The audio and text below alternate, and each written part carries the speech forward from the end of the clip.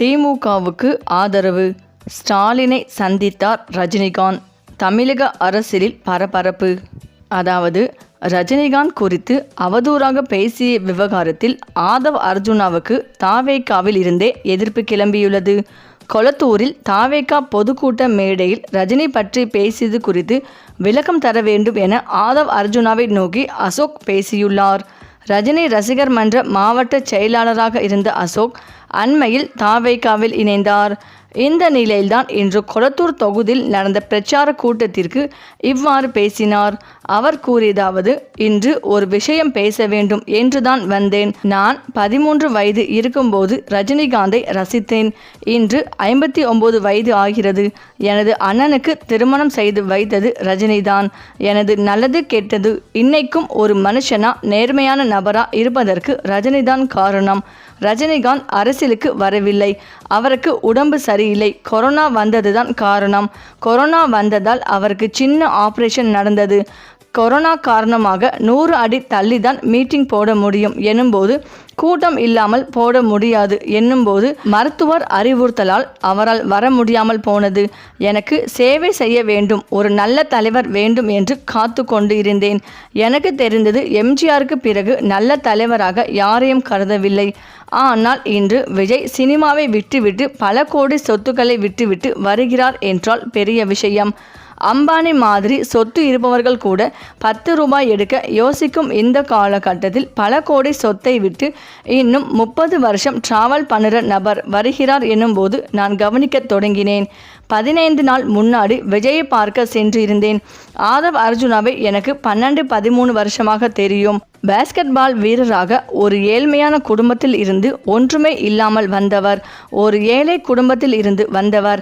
ரஜினி மன்றம் சார்பாக நலத்திட்டங்கள் செய்யும் போது நிறைய பணம் கொடுத்து ஏழைகளுக்கு நல்லது செய்யுங்க என்று ரஜினி மன்றம் சார்பாக கூட இருந்து செய்தவர்கள்தான் ஆதவ் அர்ஜுனா. அப்படி செய்த நபர் எங்களை பெருமையாக பேசியவர் இப்போது ஒரு போராட்டத்தில் பேசியதாக பெரும் சர்ச்சைகள் வந்திருக்கு. நான் அப்போது அங்குதான் இருந்தேன். அவர் சர்ச்சையாக பேசியிருந்தால் அதே மேடையில் ஏறி ஏன் இப்படி பேசினீங்க, எனக்கு புரிய வைங்க என்று கேட்டு இருப்பேன். ஆனால் அவர் நோக்கத்துடன் பேசவில்லை. 45 வருஷமாக ரஜினி கூட இருந்தவன் எப்படி விட்டு கொடுப்பேன்? நான் எப்படி உணர்வு இல்லாமல் இருக்குமோ ஆதவ் அர்ஜுனா உள்நோக்கத்துடன் பேசவில்லை என்பதை புரிந்து கொண்டேன். திமுகவை விமர்சிக்கும் போது வார்த்தை தவறி வரலாம். அப்படி வந்ததாக தான் நான் கருதுகிறேன். டென்ஷனாக பேசவில்லை. ரஜினிகாந்த் அற்புதமான மனிதர், அதில் எந்த மாற்று கருத்தும் இல்லை. யார் சொன்னாலும் ஏற்றுக்கொள்ள மாட்டேன். அவர் பயந்தாங்கோழி கிடையாது. போராட்ட குணம் கொண்டவர். நிறைய பேரை எதிர்த்து குரல் கொடுத்தவர். அவரை போல தைரியசாலியை பார்க்கவே முடியாது. அதனால் 45 வருடம் பழகியதாக சொல்கிறேன். ஆதவ் அர்ஜுனாவிடம் நான் வைக்கும் கோரிக்கை இதுதான். நான் கூட இருந்தேன். உங்களுக்கு டென்ஷன்கள் இல்லை என்று தெரியும். ஆனால் பப்ளிக்கா நீங்க எந்த எண்ணத்தில் பேசினீங்க என்று நான் தெரிஞ்சுக்க ஆசைப்படுகிறேன். ரசிகராக இத்தனை வருஷம் பழகி இருக்கிறேன். ரஜினி சார் பற்றி யாரு பேசினாலும் உங்க சார்பாக நான் கேள்வி கேட்பேன். உங்க சார்பாக ஏன் பேசினீங்க என்று புரிய வைங்க என்று கேட்பேன். எனவே உலகத்தில் உள்ள எல்லா ரஜினி ரசிகர்களிடம் நான் சொல்கிறேன், உங்க சார்பாக நான் தாவேகாவில் இருக்கிறேன். இதை புரிந்து கொண்டு மேற்கொண்டு எதுவும் இல்லாமல் புரிந்து கொள்ள வேண்டும் என்று நினைக்கிறேன்.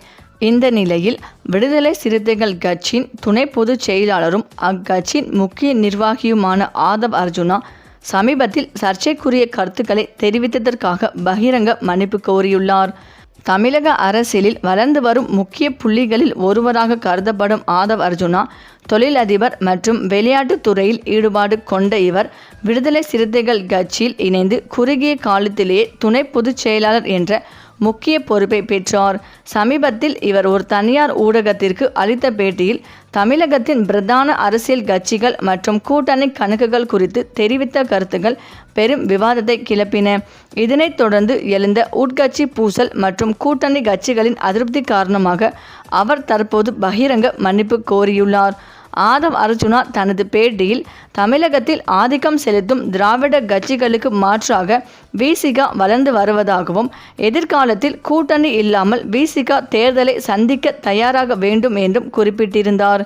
மேலும் தமிழகத்தின் சில முக்கிய கட்சிகளின் தலைமை பண்பு குறித்தும் தேர்தல் வியூகங்கள் குறித்தும் அவர் விமர்சனங்களை முன்வைத்தார். குறிப்பாக ஆட்சி அதிகாரத்தில் பங்கு என்று விசிகாவின் தற்போதைய கோரிக்கையை தீவிரமாக ஆதரித்து பேசிய அவர் கூட்டணி கட்சிகளை சற்று சீண்டும் வகையில் பேசியதாக புகார்கள் எழுந்தன.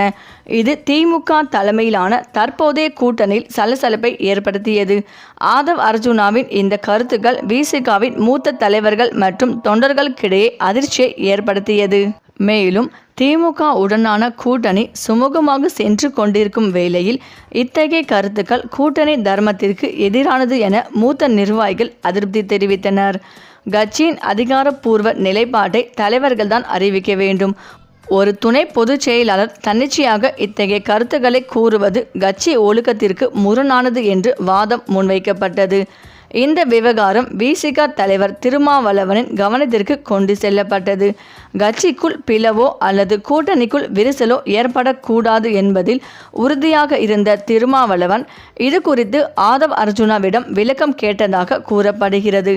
இதனைத் தொடர்ந்து ஆதவ் அர்ஜுனா தனது சமூக வலைதள பக்கங்கள் மற்றும் அதிகாரப்பூர்வ அறிக்கையின் வாயிலாக பகிரங்க மன்னிப்பு கோரினார். எனது பேட்டியில் நான் தெரிவித்த கருத்துக்கள் சில கட்சிகளின் உணர்வுகளை புண்படுத்தி இருந்தால் அல்லது எனது கட்சியினருக்கிடையே குழப்பத்தை ஏற்படுத்தி இருந்தால் அதற்கு நான் வருத்தம் தெரிவித்துக் கொள்கிறேன். எனது தனிப்பட்ட கருத்துக்கள் கட்சியின் அதிகாரப்பூர்வ முடிவாகாது. எப்போதும் எனது தலைவர் தொல் திருமாவளவனின் வழிகாட்டுதலின் படியே நான் செயல்படுவேன் என்று அவர் தனது அறிக்கையில் குறிப்பிட்டிருந்தார். ஆதவ் அர்ஜுனா ஒரு தொழிலதிபர் என்பதால் அவர் கார்ப்பரேட் பாணியில் அரசியலை கையாளுவதாகவும் அது பாரம்பரிய அரசியல் களத்திற்கு பொருந்தி வரவில்லை என்றும் விமர்சகர்கள் கருதுகின்றனர்.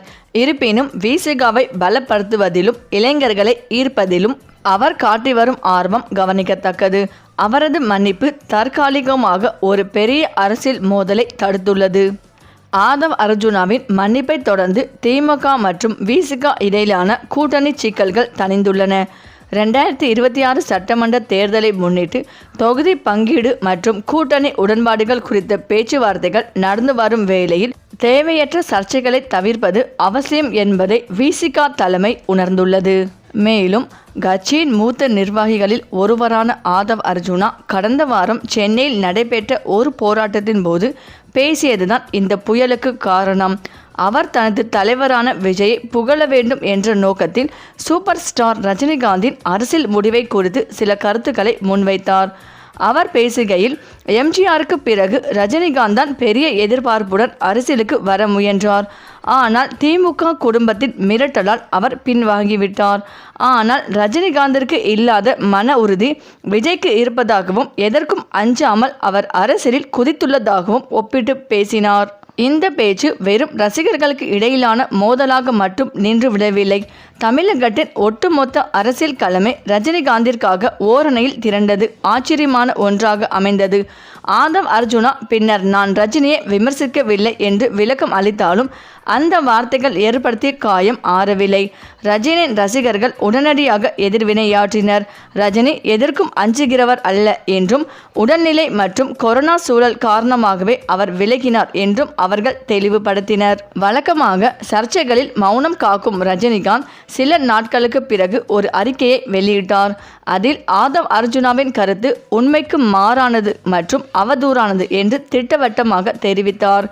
மேலும் தனக்கு ஆதரவாக குரல் கொடுத்த எடப்பாடி பழனிசாமி, அண்ணாமலை, திருமாவளவன், அன்புமணி ராமதாஸ் உள்ளிட்ட அனைத்து தலைவர்களுக்கும் நன்றி தெரிவித்தார். அந்த அறிக்கையில் இறுதியில் ரஜினி குறிப்பிட்டுள்ள ஒரு வரி அரசியல் வட்டாரத்தை அதிர வைத்தது. காலம் பேசாது, ஆனால் காத்திருந்து பதில் சொல்லும். மேலும் சினிமா ரசிகர்களின் பலத்தை வைத்து அரசியல் செய்ய நினைப்பவர்கள் முதலில் அதன் கலாச்சாரம் மற்றும் மரியாதையை புரிந்து கொள்ள வேண்டும். உயர நினைப்பவர்கள் யாரையும் மிதித்து உயரக்கூடாது என்பதுதான் தற்போதைய சூழல் விஜய்க்கு உணர்த்தும் பாடமாக உள்ளது. சரி, இந்த வீடியோ பற்றிய உங்கள் கருத்துக்களை கமெண்ட்ல சொல்லுங்க. மேலும் இந்த வீடியோ உங்களுக்கு பிடித்திருந்தால் லைக் பண்ணுங்க, ஷேர் பண்ணுங்க, மறக்காம நம்ம சேனலை சப்ஸ்கிரைப் பண்ணிக்கோங்க. தேங்க்ஸ் ஃபார் வாட்சிங்.